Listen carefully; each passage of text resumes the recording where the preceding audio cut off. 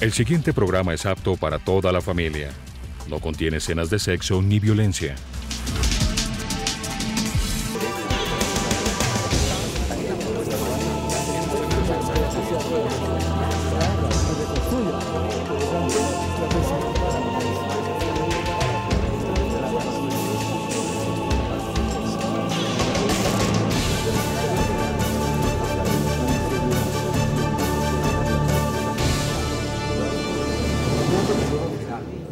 La prima de servicios equivale a 15 días de salario y en este momento la devengan trabajadores al servicio del Ejecutivo en diferentes escalas.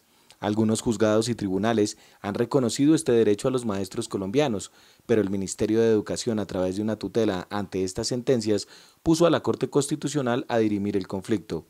Los asesores jurídicos de FECODE ya radicaron documentos defendiendo este derecho para los maestros de Colombia, y el gremio está pendiente del fallo que espera sea favorable para ganar esta justa lucha al gobierno nacional.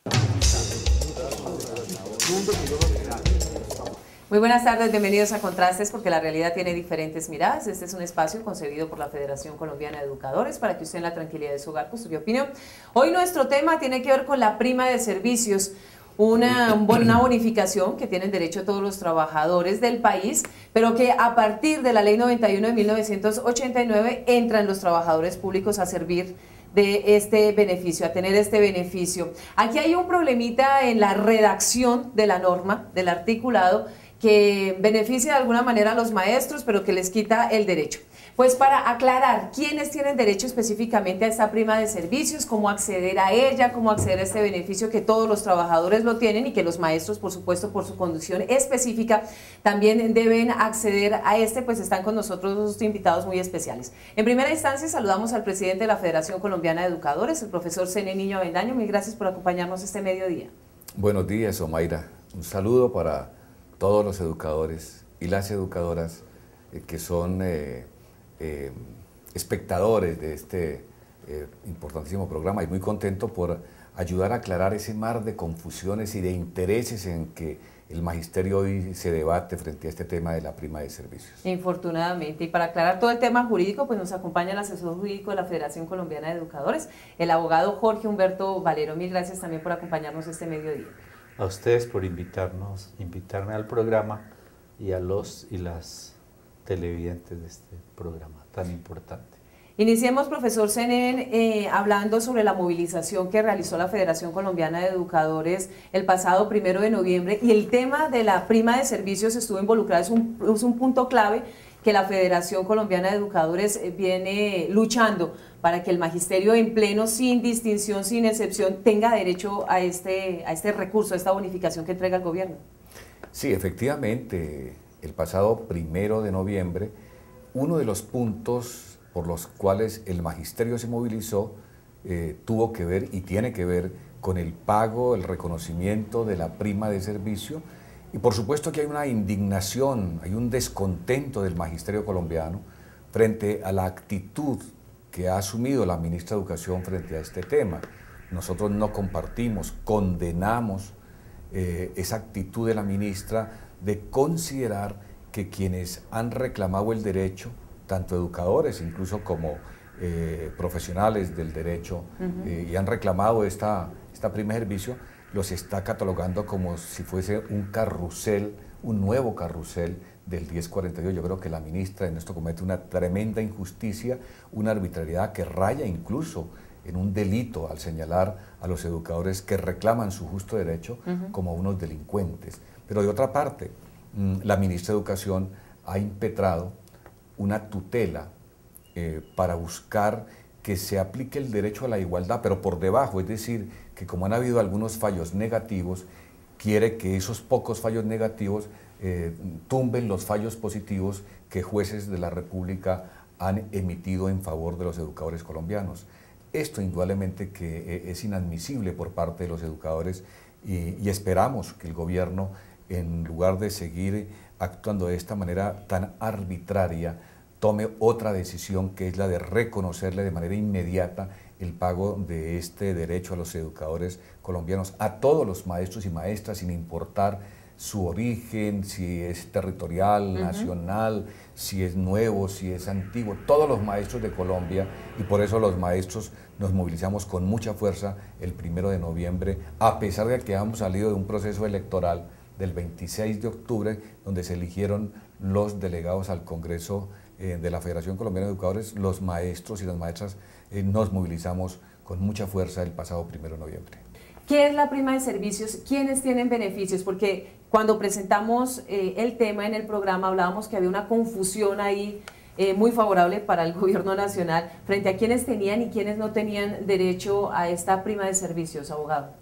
Sí, la prima de servicios fue creada en el decreto 1042 del 78.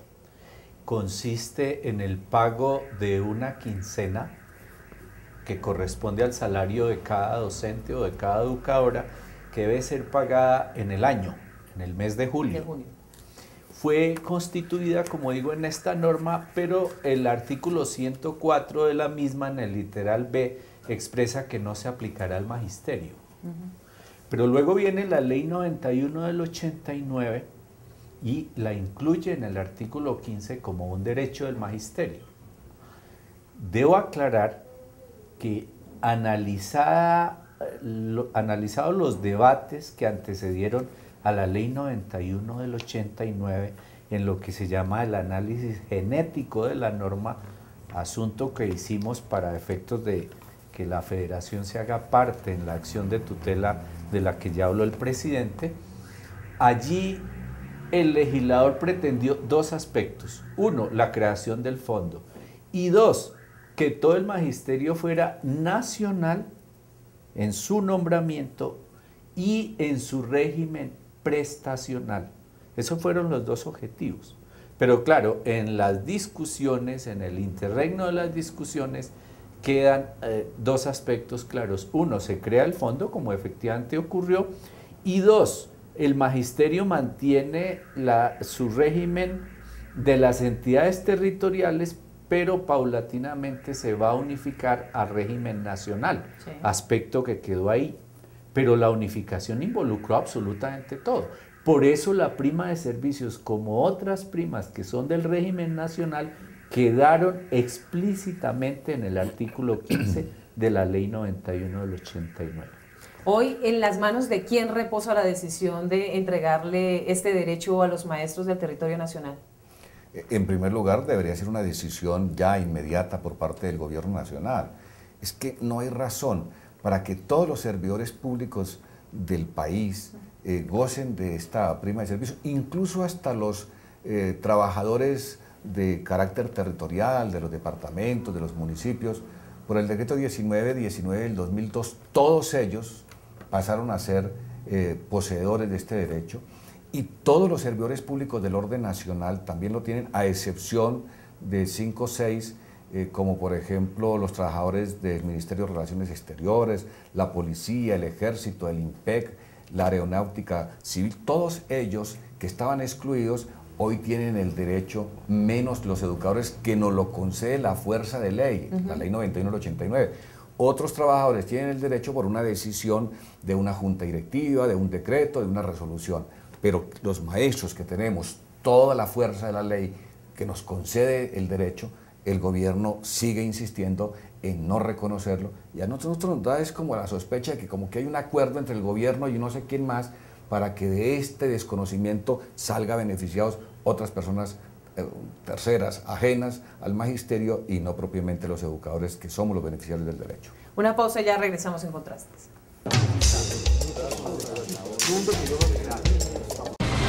La magia de la radio por internet conecta al magisterio colombiano. Escucha nuestro programa Encuentro a través de la página www.fecode.edu.co. Voces de actualidad, temas de interés, opiniones y música. Haz clic sobre el icono Radio Fecode y accede al sonido de la educación colombiana.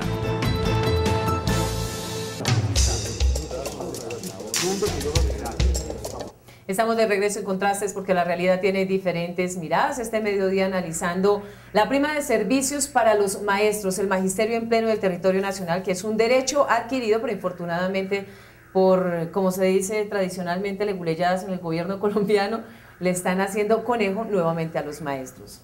¿Cómo los maestros pueden exigir este derecho? ¿Y cómo llega esta decisión a que sea la Corte la que dirima si tienen o no derecho los maestros?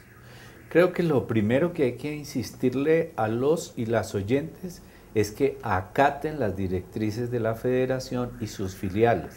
No resulta para nada conveniente que cada uno comience a actuar motu propio, porque pueden generarse fallos contradictorios, pueden hacerse a destiempo, etc. ¿Qué ha definido el Comité Ejecutivo y la Junta Nacional? Que cada uno peticione, pero esas peticiones deben radicarse en cada sede del sindicato, para que sea el sindicato el que en el momento preciso inicie las reclamaciones. Lo mismo tenemos que hacer los abogados, que tenemos los poderes de los docentes y de las educadoras. No podemos iniciar ya acciones porque aún no es necesario y estamos sujetos a la sentencia de la Corte Constitucional. ¿Eso qué panorama abre? Si la Corte Constitucional nos da la razón como creemos que debe dárnosla, entonces iniciaremos las reclamaciones a través de los sindicatos para que cada entidad territorial haga extensiva esta sentencia. Luego, ahí no es necesario todavía que se inicien esas acciones individuales. Si la Corte produce un fallo, que creemos que no lo va a hacer, negativo, entonces ya se abre el compás para que iniciemos las acciones judiciales en procura de obtener este derecho. Luego, lo más recomendable es que los afiliados y afiliadas de la Federación esperen las directrices que se están trazando. ¿De salir el fallo a favor, el pago se daría anualmente? Claro, de salir el fallo a favor, lo que haríamos con la Federación y con cada sindicato filial es exigirle a alcaldes y gobernadores que les dé cumplimiento de manera inmediata. ¿Cuál es esa relación que tiene la ministra en contra de los maestros? Ahora dice que los maestros no tienen acceso a este derecho básicamente porque están en el régimen excepcional. Lo que pasa es que la ministra quiere calidad sin plata, que ese es un concepto como esotérico, por ahí ha traído de la estratosfera.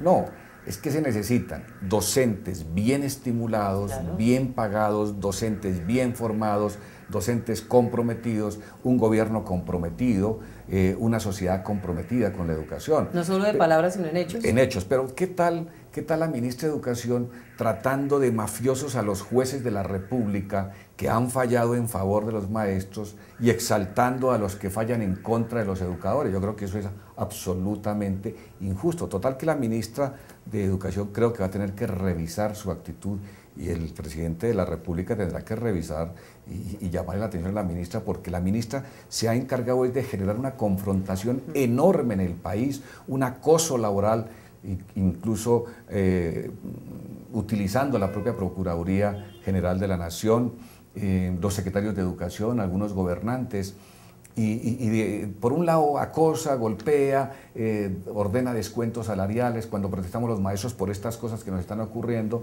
pero por otro lado quisiera que los jueces de la República no fallaran en justicia y en derecho, sino en favor a los intereses del Estado y de acuerdo a los caprichos de la ministra de Educación. Abogado, ¿cómo va a funcionar el tema de la retroactividad? ¿Iniciará desde el proceso mismo en que fue expedida la ley o cómo funciona desde el momento en que se presenta la demanda? Porque los maestros dirán, bueno, es que más de 20 años invisibilizado el derecho, ¿desde cuándo tenemos derecho a esa retroactividad? Claro, hay que mirar la perspectiva. Si vamos para una demanda, lo que se deben reclamar son los 3 últimos años, porque existe una figura que se llama la prescripción trienal. Pero si la perspectiva no es la demanda, el gobierno no puede alegar una excepción que solo se plantea ante los jueces, sino que debe reconocer todo el tiempo. Esa es la hipótesis, es decir, no serían solo 3 años. Lo que pasa es que, insisto, si se mira en la posibilidad de ir ya a un juez, allí ya hay que ser serios con el magisterio y decirle, mira, ahí podemos reclamar solo 3 años. Pero si el asunto se resuelve sin ir a instancia judicial, hay que negociar con el gobierno, por supuesto que reclamar todo el periodo, porque repito, esa figura de la excepción de la prescripción trienal solo se alega en estrados judiciales. ¿Cómo van a hacer para unificar todas esas peticiones a través de algunos formularios o qué están manejando específicamente para que los maestros lo sepan?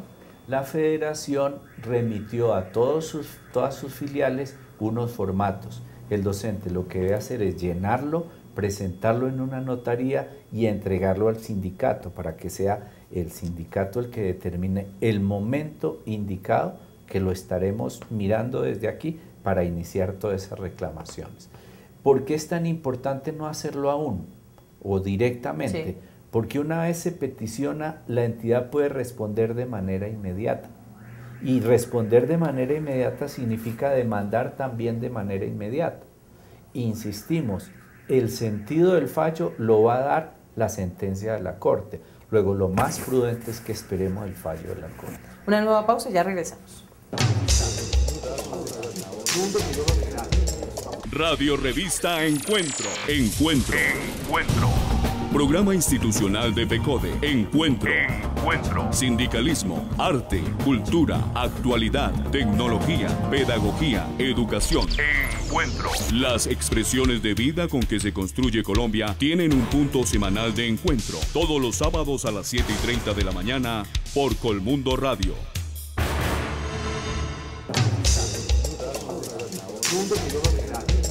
Profesor Zenén Niño, presidente de la Federación Colombiana de Educadores, ¿cuál es el plan de acción?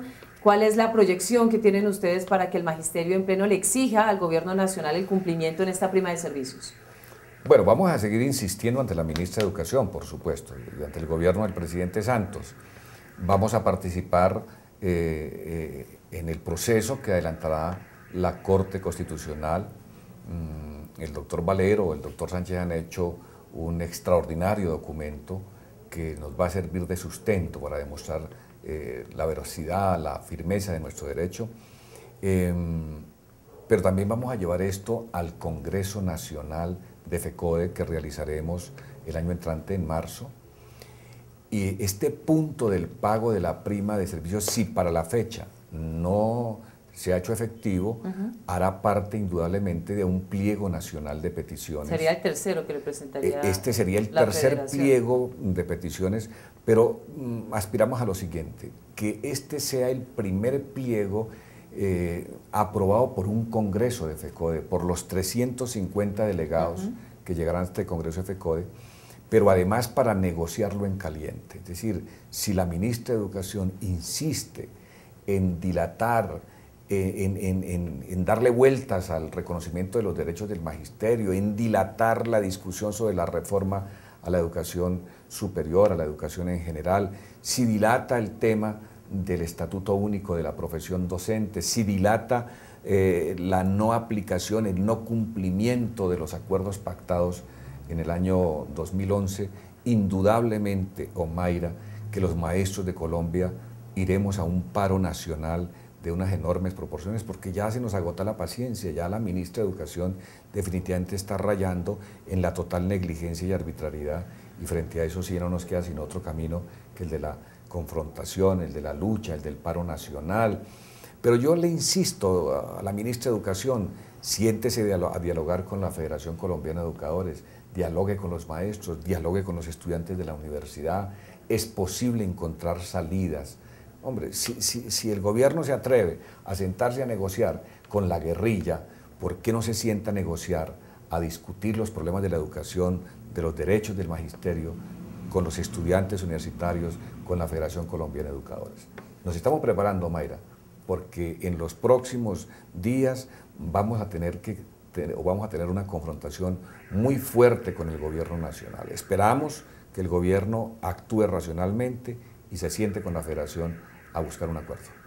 ¿Cómo le hacemos entender a nuestros televidentes, a los maestros y a las maestras que nos sintonizan a esta hora, que esta es una lucha colectiva, es una lucha en conjunto, es una lucha para reivindicar este derecho de los maestros, que no se dejen desviar por otro tipo de intereses, que por supuesto lo decía el profesor Zenén en el corte anterior, hay quienes buscan en río revuelto y sacan su buena subienda Así que los maestros estén absolutamente claros que la federación está trabajando en pro de este derecho y que tienen que hacerlo de manera colectiva, porque individual la cosa podría resultar muy mal.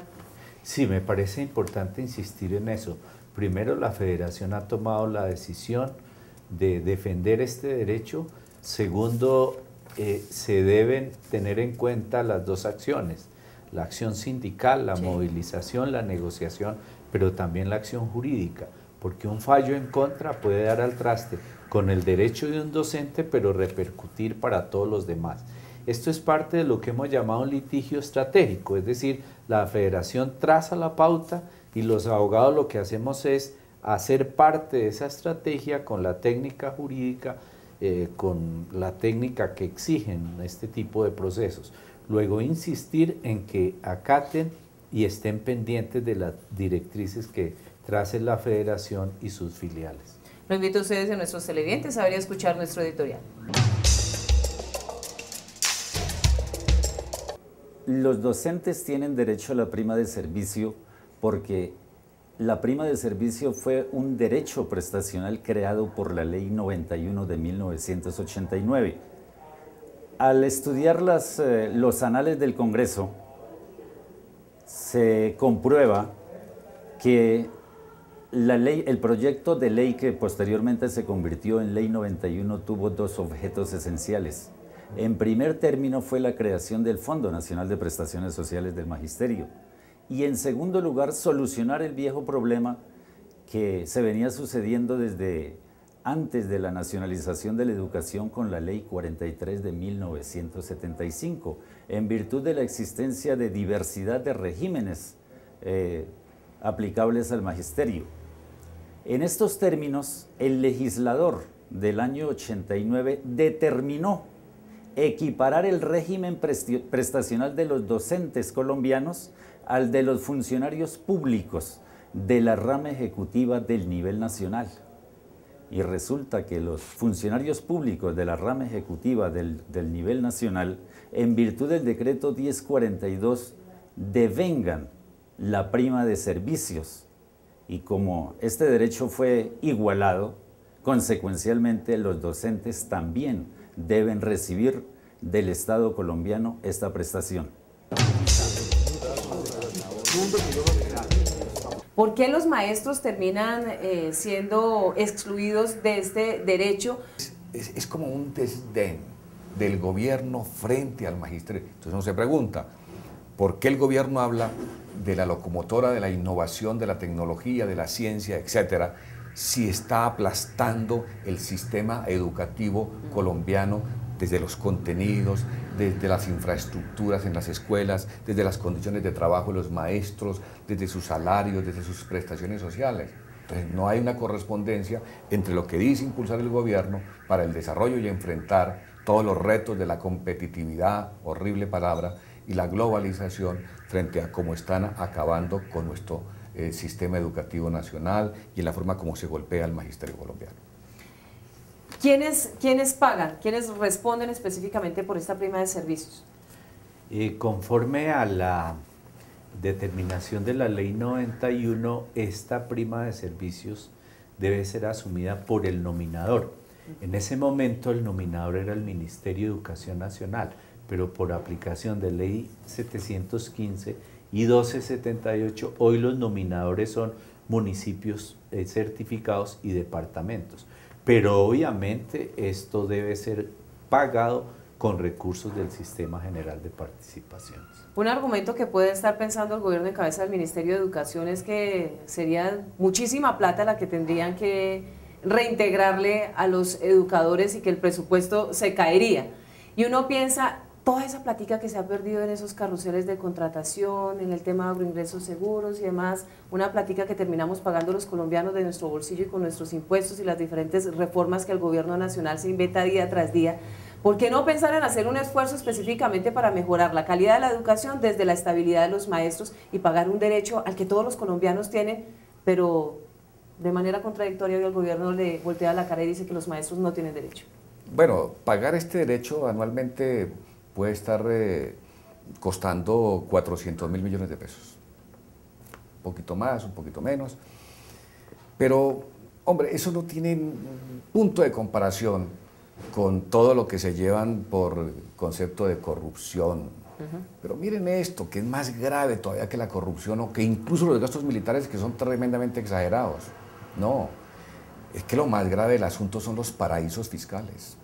Porque aquí vienen las transnacionales, se llevan todos los recursos del país, el oro, el petróleo, el carbón, el níquel, todo se lo llevan, ¿verdad? Y no le queda al país absolutamente nada.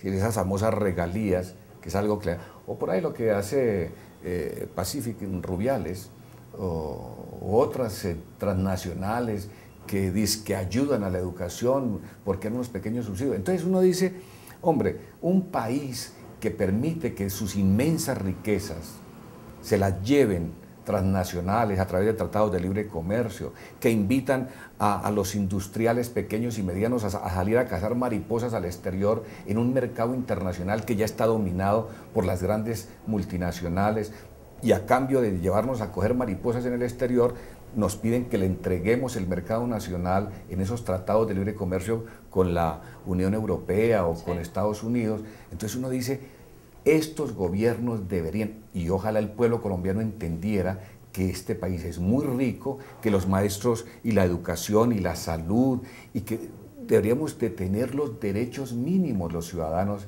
en el mundo, un Estado democrático, un Estado que vele por la sociedad, es un Estado que sus recursos naturales los utiliza para sus ciudadanos. Ahí vemos a Argentina, a Brasil, vemos a Ecuador, vemos a Bolivia, vemos a Venezuela en esa lucha porque sus recursos no se los lleven, no se los roben las transnacionales, sino que se queden para el país, y ahí estaría la plata para la educación, estaría la plata para los niños, para los maestros. Otro aspecto que debe tenerse en cuenta en su pregunta es el asunto de la seguridad jurídica.